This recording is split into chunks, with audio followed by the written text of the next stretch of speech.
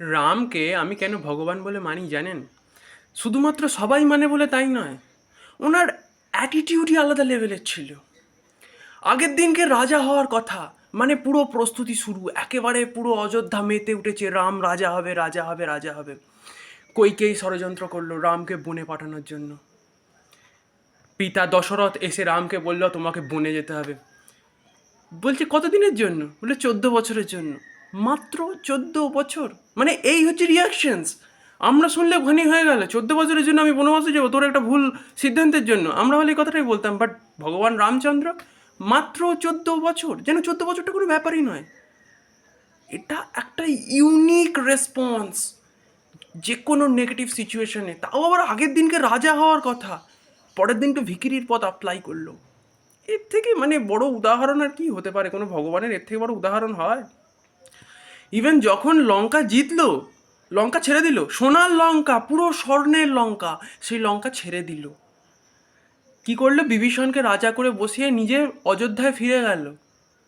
এরকম হয়? এরকম মানুষ হয় না, ঈশ্বরই হয় না, মানুষ কখনো হয়? আপনি কখনো পুরো একটা বিরাট সোনার লঙ্কা জিতে সেই লঙ্কাটাকে অ্যাচিভ করেছেন, মানে বিরাট শ্রীলঙ্কা, সেই তখনকার সময় শ্রীলঙ্কা সব থেকে বেশি সমৃদ্ধশালী দেশ ছিল, সেটাকে অ্যাচিভ করবার পর সেটাকে ছেড়ে দিয়ে অপরকে রাজা বানিয়ে দিয়ে বেরিয়ে চলে আসা, এটাই খুব ইজি নাকি? মোটেও ইজি ছিল না। রামের কি অদ্ভুত মায়া, সেই কথাটাও আমার এখনো পর্যন্ত একটা গল্প স্মরণ করলেই আমার মনে পড়ে। সেটা হচ্ছে সতীর আচমকা মহাদেবের সঙ্গে বসে থাকাকালীন, কৈলাস পর্বতে বসে থাকাকালীন আচমকা ভগবান রামের প্রতি একটা সন্দেহ হয় যে ভগবান, যদি ভগবানই হতো তাহলে এর পত্নী আজকে পত্নীকে তুলে নিয়ে গেছে, সীতাকে তুলে নিয়ে গেছে, এত কাঁদছে কেন?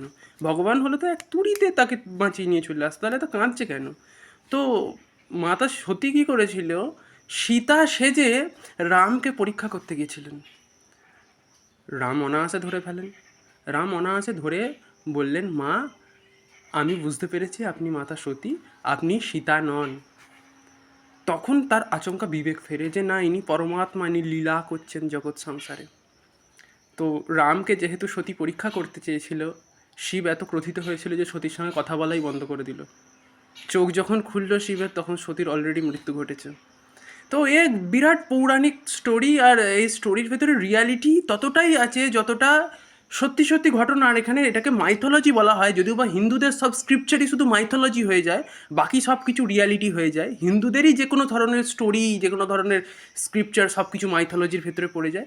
তবে এইটুকুনি কথা বলবো যে যদি তোমরা রামায়ণ পাঠ করো, মহাভারত পাঠ করো, তোমার চোখের সামনে পুরো দৃষ্টিটাই বদলে যাবে। জাস্ট তুমি নিজেই নিজে থাকবে না, তোমার ভেতরে অনেক লেভেলের চেঞ্জেস আসবে, অনেক স্তরের ভেতর দিয়ে তোমার চেঞ্জেস আসবে, মানসিক স্তরের ভেতর দিয়ে।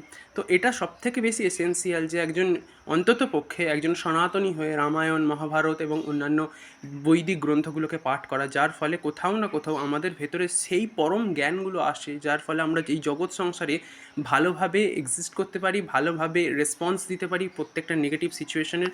এটা খুবই এসেন্সিয়াল। তাই প্রত্যেকের কাছে প্রার্থনা করব, অন্ততপক্ষে শ্রীমদ্ ভাগবত গীতা হলেও পড়ুন, কিন্তু অ্যাটলিস্ট পড়ুন।